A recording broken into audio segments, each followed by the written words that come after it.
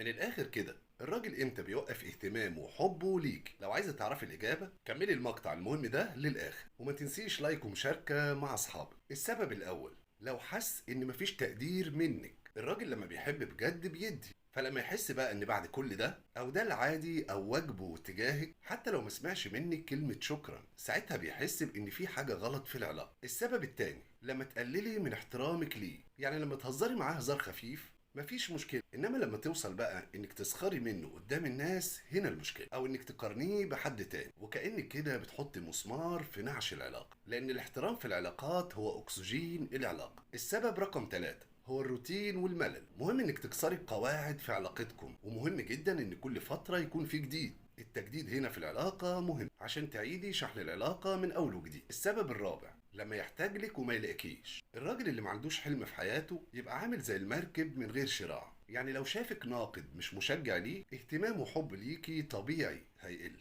السبب الخامس، لما طول الوقت بتشك فيه عمال على بطال، كنت فين ومع مين وبتكلم مين والحاجات دي كلها، خلاص اتحولتي لمخبر سر. اعرفي ان لما الثقة بتتكسر صعب جدا انها تتصلح. السبب السادس، ما عندكيش ثقافة ان انا اديله مساحته الشخصية. اكيد هو بيحب، بس اكيد كمان عايز وقت لنفسه، مع اهله، مع اصحابه، مع زمايله، هيرجع لك مشتاق ليكي اكتر. لازم تكونوا عارفين ان الحب مش بالزر، بنشغل وقت ما احنا عايزين وبنطفيه وقت ما احنا عايزين. الحب بينطفي تدريجي لو مفيش احترام، بنشك في بعض طول الوقت، الروتين والملل، الدعم، المساحة الشخصية. ما تنسوش بقى تعملوا لايك ومشاركة ومتابعة علشان اللي جاي.